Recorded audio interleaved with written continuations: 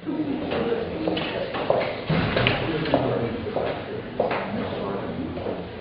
well, good afternoon. My name is Alberto Aveleyra. I'm an anthropologist. I was born in Mexico City. I have been studying ancient Mexico for the last 14 years. My main topics are the mythology of all the peoples of ancient Mexico, of the symbolism and the relation of all those myths and symbols with other traditions around the planet. We have been doing these lectures for 2 weeks, I think. Today we're going to speak a little bit about Monte Alban in Oaxaca state, one of the most important capitals of ancient Mexico. Have you been in Monte Alban in Oaxaca? Some of you. Well, it's a great experience. If you're going to explore Mexico, you can't miss Oaxaca City.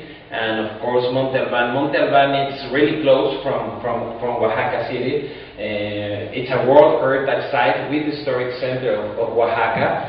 And Oaxaca is one of the... it's a very special region of Mexico. Many of what Mexico is nowadays was developed in Oaxaca since pre-Hispanic times, but until nowadays. And nowadays Oaxaca is distinguished because of its gastronomy and also because of its art. Some of the most important contemporary artists of Mexico comes from Oaxaca. One example is Rufino Tamayo or Francisco Toledo. Maybe you have heard about them. Francisco Toledo is a Zapotec Indian. He speaks Zapotec.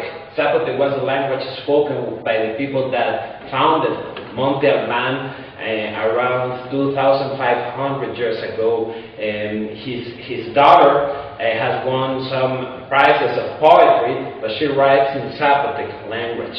So, or some contemporary artists as Lila Downs, maybe you have heard her. She's a singer. She sings also in Zapotec. So, the cultural tradition of the Zapotec people has not stopped. Even though they were conquered as the Aztecs 500 years ago, the Zapotec culture had been developing since the times of Monte Alban until nowadays. This is a map of Mexico in what we call the Classic period. The Classic period in Mesoamerica or ancient Mexico was like the period where the most important cities that we know developed. We are talking about Teotihuacan in central Mexico. We are talking about also Tikal in Guatemala in the Mayan area, or Calakmul. Palenque also developed in the Classic period. It's also for the last years of the Classic period is when Cañada de la Virgen here in San Miguel de Allende is when they began to build the ceremonial center of Cañada de la Virgen. But Monte Alban is very old. Monte Alban was established around 500 before Christ. This is the area that Monte Alban had very strong influence in these years, between 200 after Christ until 600 after Christ. Yes, and one of the most interesting things about Monte Alban, well, I think it's going to be a little bit difficult for you, but well, this is Monte Alban. Monte Alban is built in a small hill. It's about 400 meters high over the valley, the central valleys of Oaxaca level, and it's in the middle of three very important valleys. Yes, one is the Sachila Valley, one is the Tlacolula Valley, and the other is the Etla Valley. We have human evidences in these valleys for at least 11,000 years before our era. Yes, like for example, there are some caves near Mitla, another archaeological site that recently were named a World Heritage Site because over there we have found the first evidences of the domestication of very important plants for the development of these cultures, as corn, as tomato, as squash, as beans. Yes, so Another very important element that archaeologists think was created in Monte Alban, for example, is the comal. You know what's the comal? It's this circular thing that indigenous women put over the fire to cook the tortillas. You can find a lot of comals here in the mercado. Well, that was a very important technological advancement, because with the comal you can cook for many people. With the comal, the tortilla was created also. So most of the archaeologists and anthropologists think that the domestication of corn and many of these important vegetables took place in the region of Oaxaca, and also it's very probable that when they were beginning to build Monte Alban, they also developed the comal, a very, very important technological device for these people. Something very important in the ancient history of Monte Alban is that nowadays archaeologists think that the first capital of this valley was this little place called San Jose Mogote, yes? And that San Jose Mogote had problems with the people of Monte Alban. Why? In that moment there was a lot of population and not enough land to plant the corn. So they think because of that some kind of war began between these two cities, San Jose Mogote. But San Jose Mogote had dominated the valley for hundreds of years, you know, at least 200 years, all the valley was dominated by San Jose Mogote. But in 500 before Christ, San Jose Mogote is almost totally abandoned, and around 95% of the population of Mogote goes to Monte Alban and help build the first stage of Monte Alban. This is Monte Alban from the earth. This is the central plaza of Monte Alban. Something very important, this is artificially leveled. You know, the original ground was not like that. Yes? So they built this plain terrain, and it has a little, it's not straight, you know, it has a little degree, and all this surface works to get water, you know. They have a complex drainage system, and all the water that rained in that huge surface is a plaza 600 meters wide, 400 meters, 600 for 400 meters. All that water will go to special places where they will keep it. And in its highest period of population, Monte Alban had around 20 or 30,000 people living over there.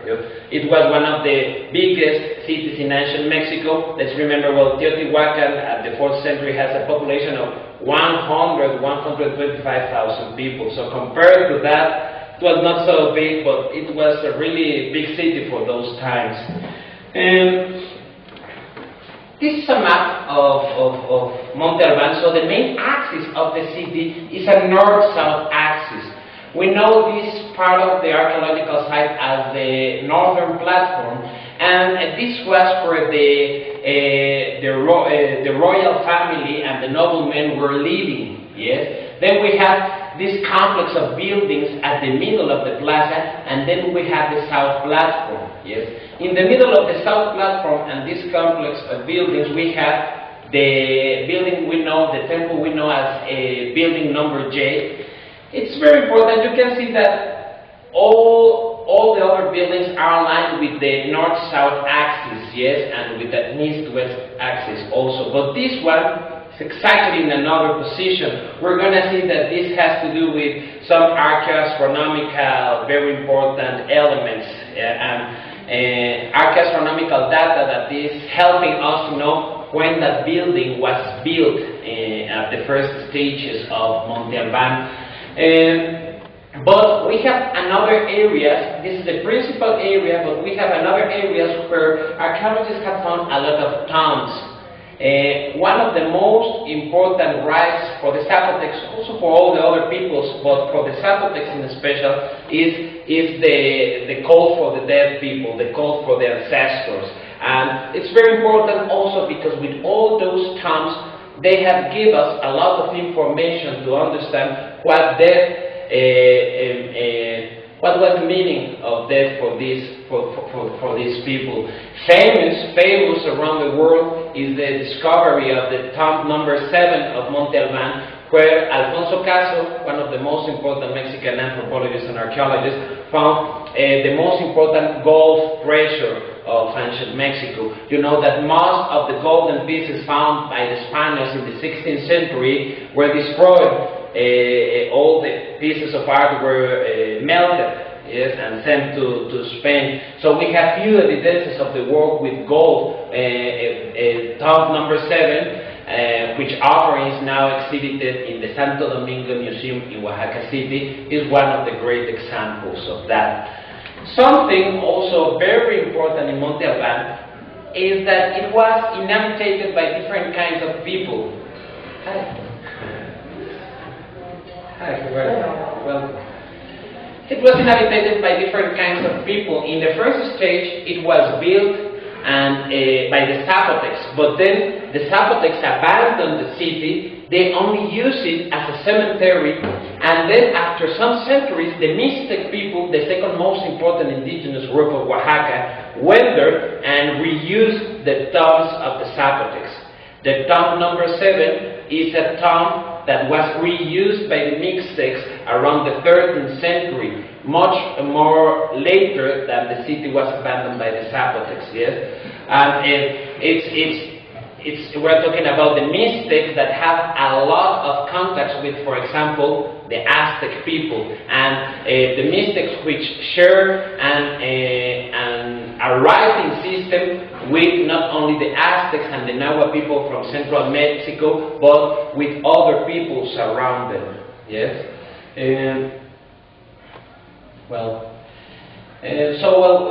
The first phase of development of Monte Alban begins at 500. Then we have a second phase at the beginning of our era. This is a very important moment because in the first phase they only built a few of the buildings we can see nowadays. In the second stage of Monte Alban is when they built all the city that we can see nowadays when we visit Monte Alban.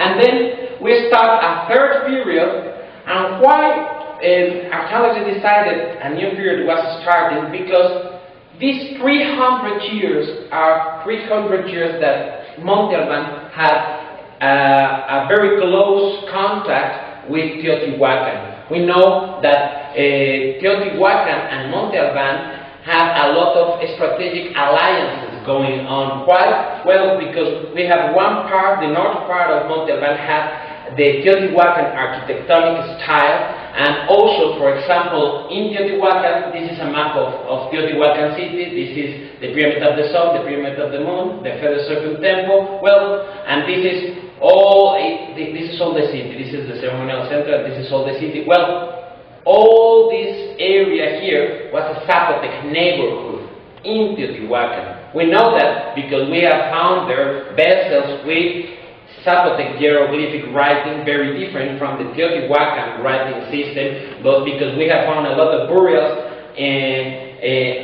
Zapotec burial, also with different qualities as a typical Teotihuacan burial. Yes. So remember that these two capitals have control of many of the strategical economic stuff. For example, Teotihuacan had the control of obsidian, and this kind of stone that is used to make blades. So in ancient times, if you wanted to cut something, you will need obsidian. Yes. So the Teotihuacan people will change obsidian for many other products of all over Mesoamerica.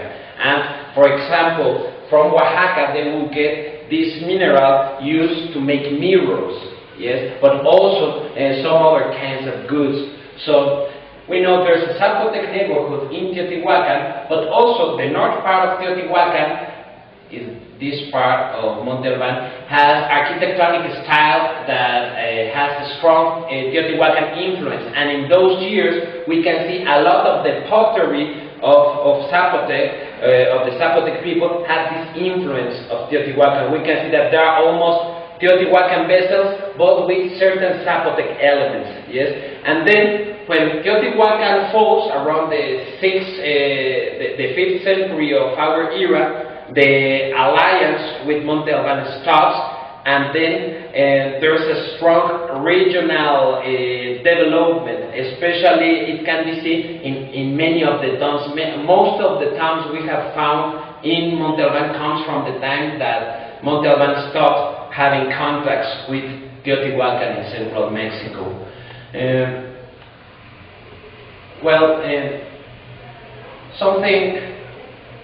Something present in every archaeological site of ancient Mexico is this correlation between the architectonic design and natural landscape.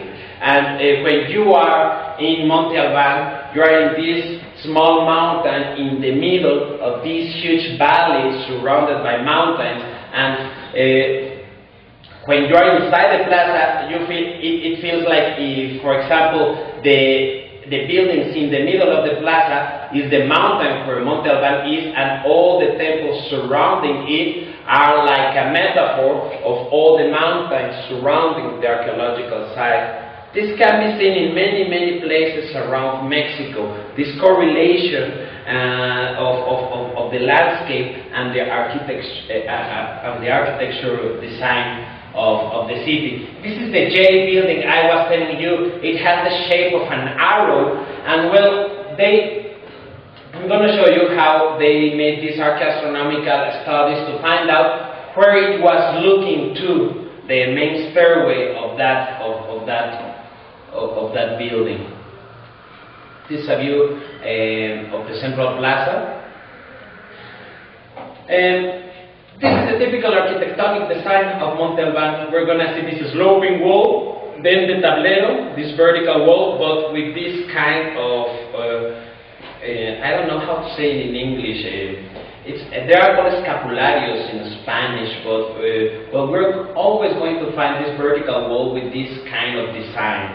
Yes, this kind of design. This is the typical architecture of Monte Alban.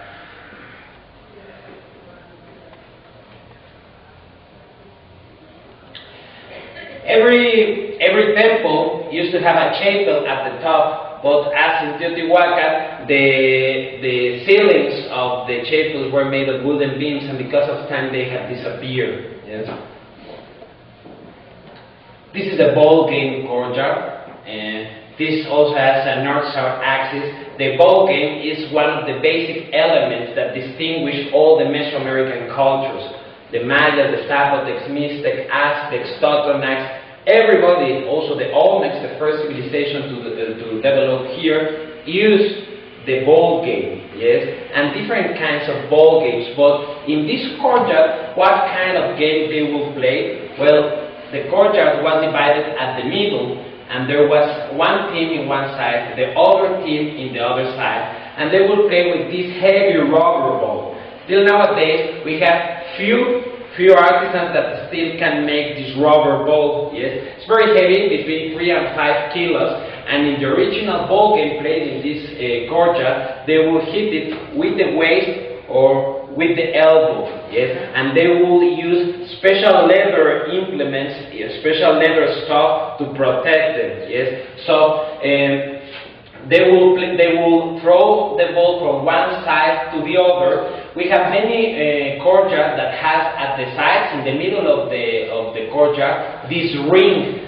So many archaeologists think that one of the objectives or goals of the game was to pass the ball through the ring. It's possible to make it in the ball game courtyard of Chichen Itza. They put some ball game players from Sinaloa State. Sinaloa in the north is the only place where the ball game is still played, and they managed to put the ball inside the ring. But the main purpose, each team will represent the light and the dark forces of the universe. We always have this idea of duality in ancient Mexico: life and death, sky and earth, the jaguar and the eagle. There's this idea that reality is formed of these two basic energies, very similar to the yin-yang idea in ancient China.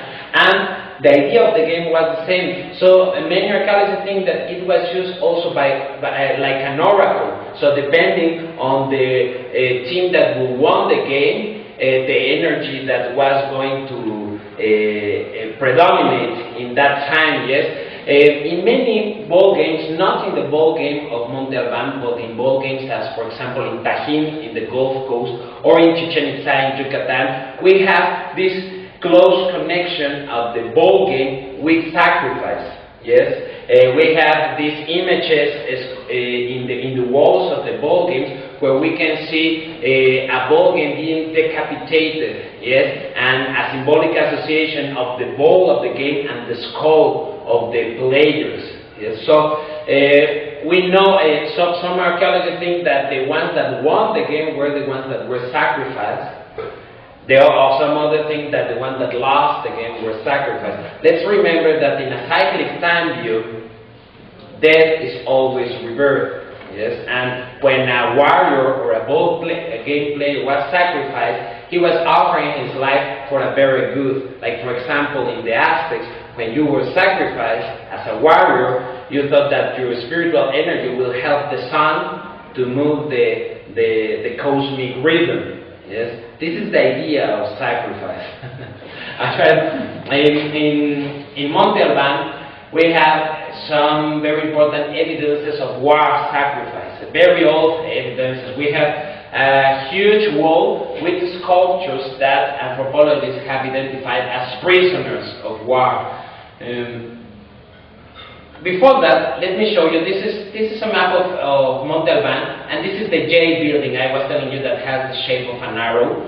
So they make this astronomical study, and first they saw that there's a line that crosses this temple here. The important thing about this temple is that exactly where it is crossed by the line from this temple, we have this kind of astronomical observatory. We have this kind of interior room. This is a side view of that temple. This is the stairway, and you can see it has an interior room, and there's a hole here. Well, inside that hole, you can see the sun exactly in the zenith days. Yes, 2 times a year. Very important dates because those dates pointed out the beginning of the rain season.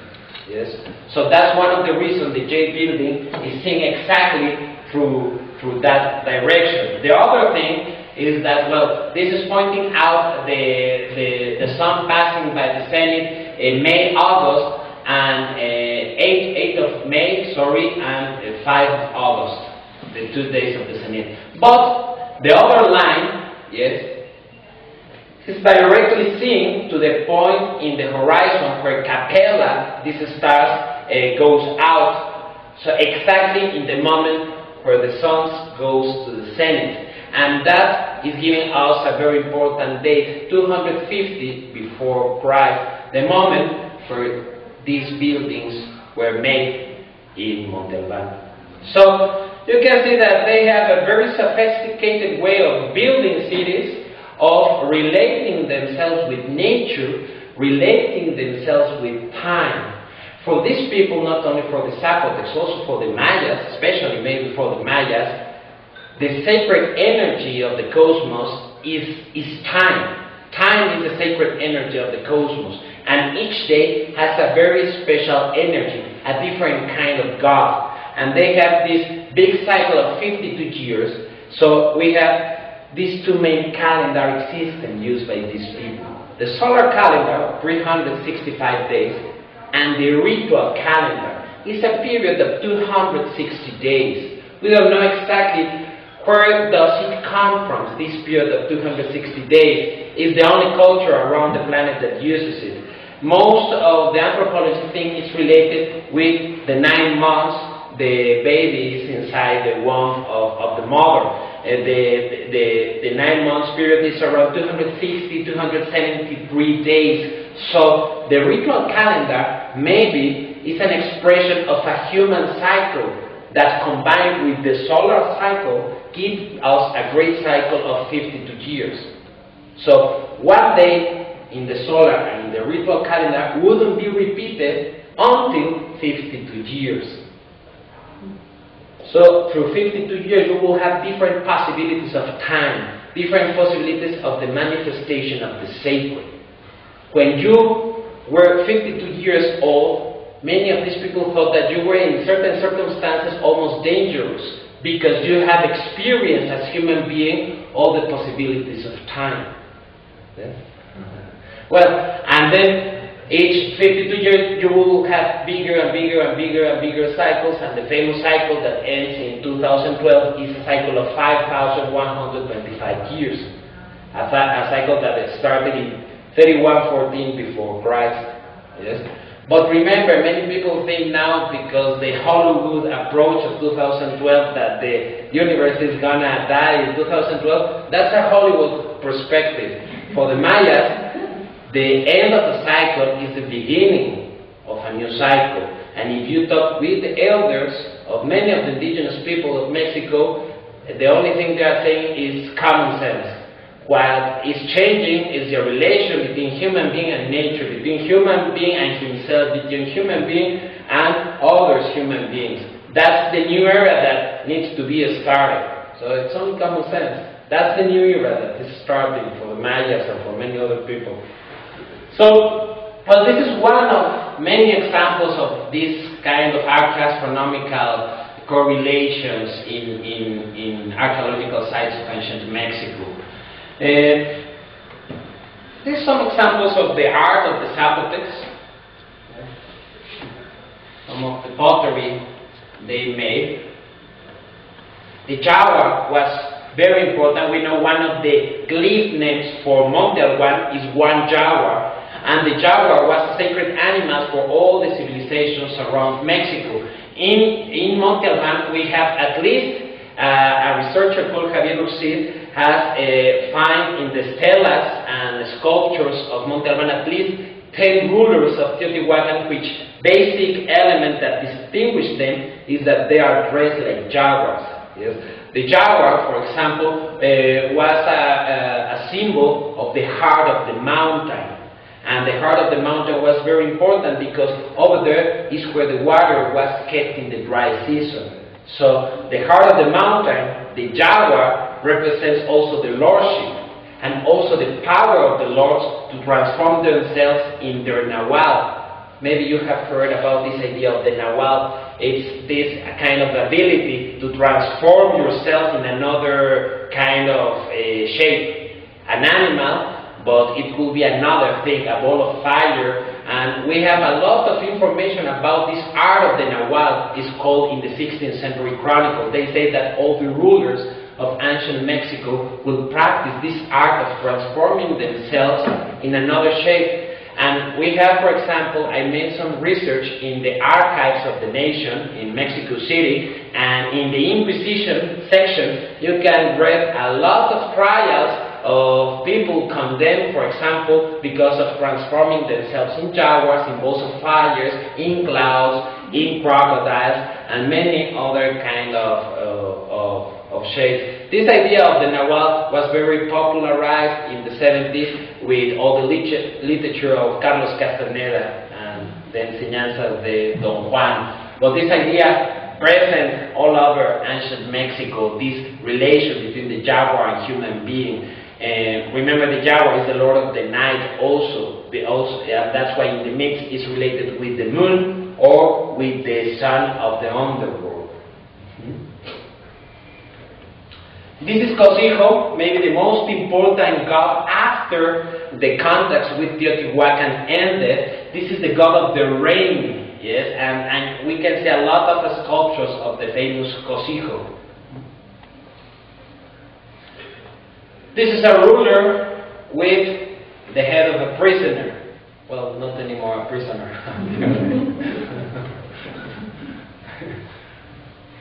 This is a jaguar found in Monte Alban.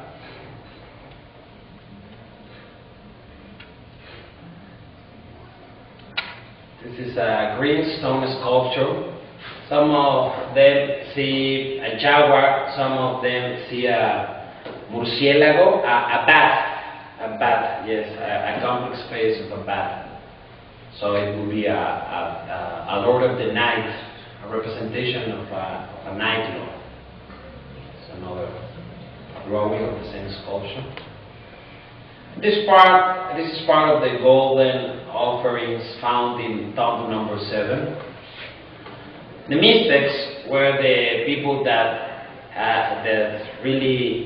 they were the great masters working with gold in ancient Mexico. But we think that the tradition of working with gold in ancient Mexico came from South America, came from Colombia. For example, in the cenotes of Chichen Itza in Yucatan, we have found some gold offerings, but we know that those offerings came from Colombia. So the tradition of working with gold started in Colombia and in different ways came to ancient Mexico. Yes, the correlations between South and Central and North America haven't been explored sufficiently, but we know we have some connections, for example, between the Olmecs and Chavin 3,000 years ago. We have a Oaxaca Indian group called the Guaves that live in the coast, that when a French traveler arrived in the final part of the 19th century, they told him that they were not originally from Mexico, that they came by boat from Peru around the year 1000 after Christ because of political problems over there.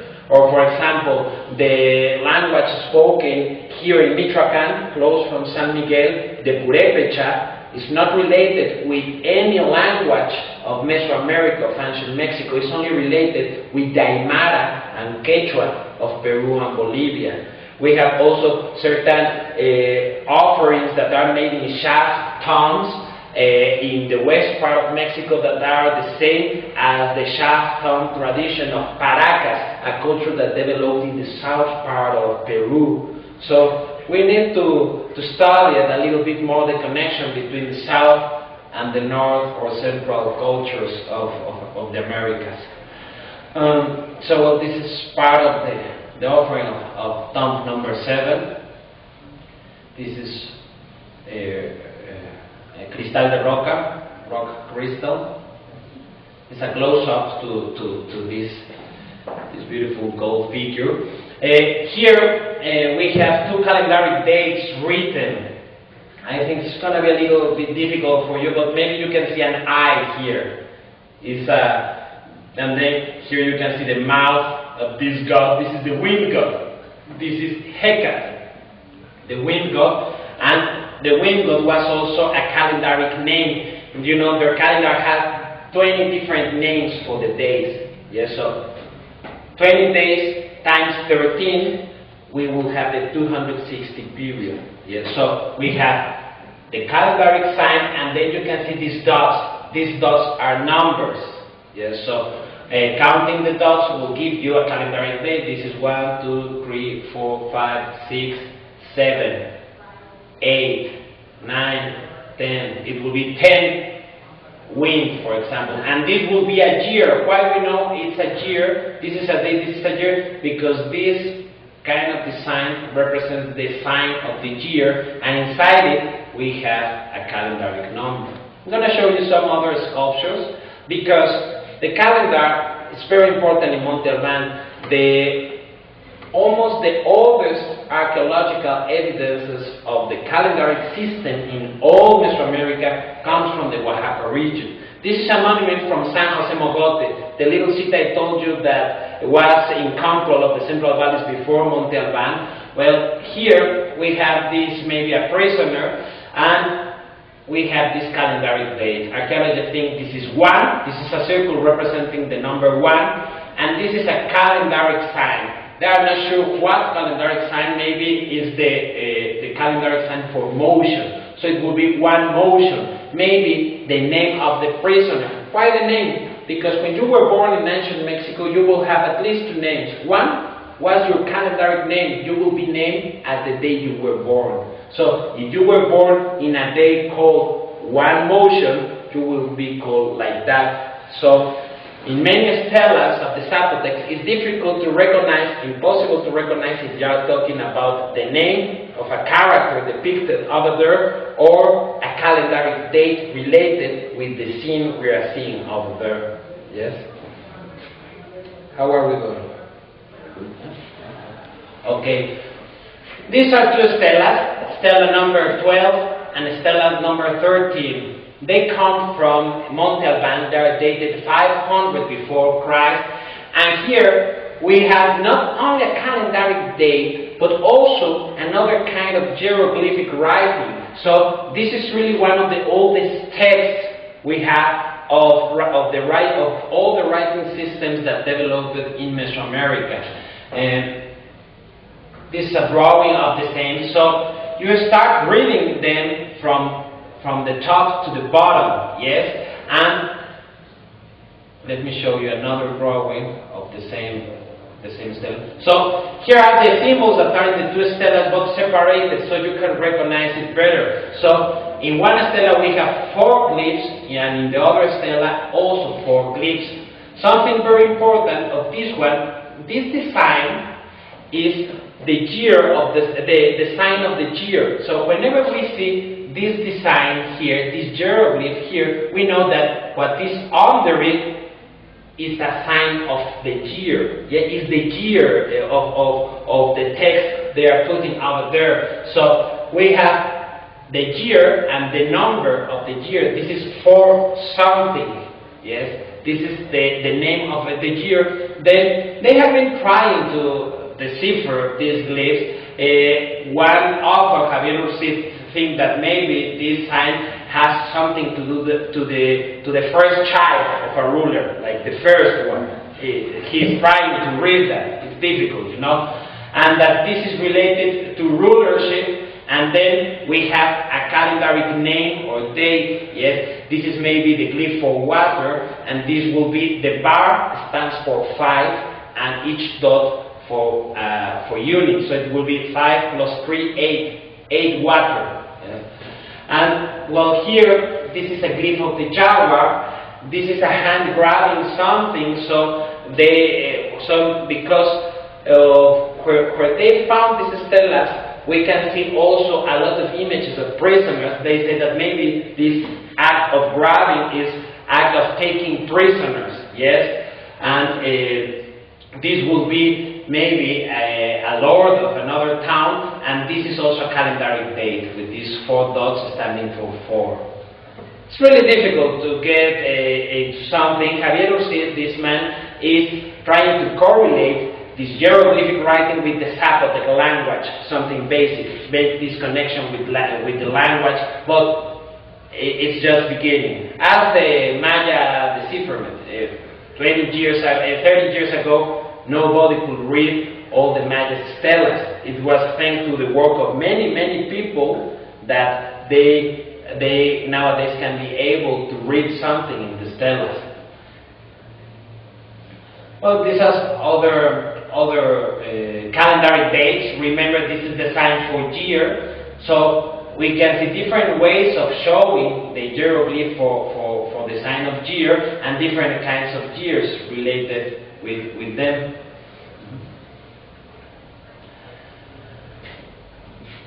This is one of the sculptures known as the danzantes, that now we know, or most of the anthropologists think they are prisoners. I'm going to show you why they call them the danzantes since the 19th century, because they seem to be doing some kind of movements, of strange movements, yes?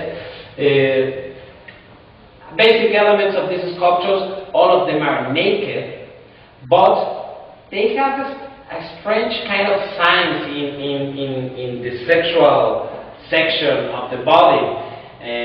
Let's see some of, let me show you.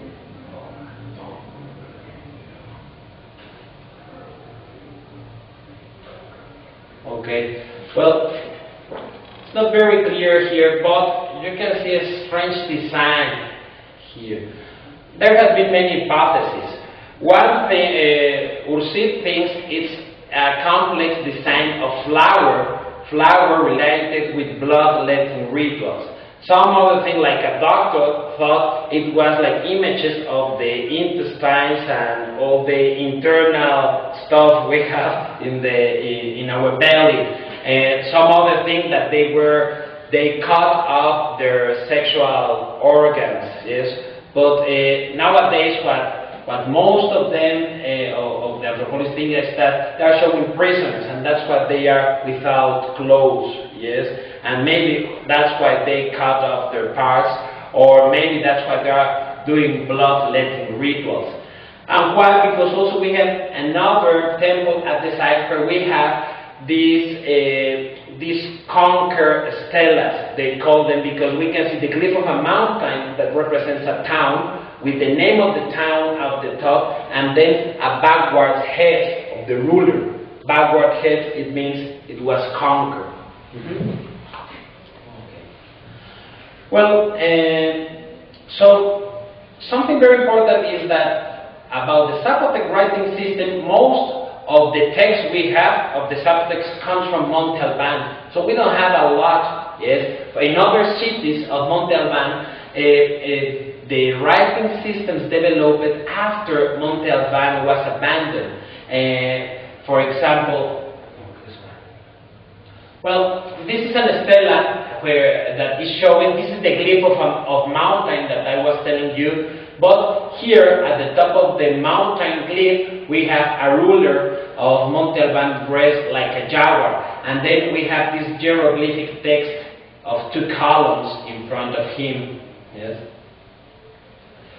In the other Zapotec places, they developed this hieroglyphic writing system after Teotihuacan was abandoned. But what we can see over there is ancestors. We can see like the image of 2 people getting married, and below them we can see the ancestors of these people. And we know that because what happened after Monte Alban was abandoned, all these different small towns and cities had more power. And to justify their power, the rulers had to make this genealogy with the primal ancestors. So that's why we have a lot of stelas showing the different ancestors of a couple that is getting married in the main image. So, well, I'm gonna stop there, and if you have any questions, comments, I'm gonna show you before that an example of a codex. This is the facsimile of a codex that was made by the Mixtec people. The Mixtecs were the people that lived after the Zapotecs in Monte Alban. It's one of the few books, it's one of the few pre-Hispanic books remaining in nowadays. Of the thousands of books we have in the ancient libraries, we only have less than 20 books. Most of them are in Europe. They are in the Vatican, in Paris, in Germany, in many different places. This is one of the pre-Hispanic ones. We don't know exactly where it comes from, but we know it's the Mixteca region. For example, if we could compare the hieroglyphs of this codex and of the golden image I showed you, you could see it's exactly the same style. It was one of the last styles of the Mixtec writing system, and well, most of it talks about the calendar system. For example, all of these are calendaric names of their time system. But also we can see many rituals performed over there. Some archaeologists are trying to find real archaeological places in the temples that are shown in this codex. But it's really difficult to make that comparison, and it's read like a zigzag, so it has 2 sides. After you read one side, you come to the other. But well, you can see the complexity of the figures. You know, when the Spaniards. What kind of paper? That's very interesting. In ancient Mexico, they use 3 kinds of different paper. This is amate paper. Amate is a kind of ficus tree, and from the skin of the ficus tree, they get the paper with a process, a little bit complex process. Then they will put a layer. The same technique used to make the codex is the same technique used to paint the mural.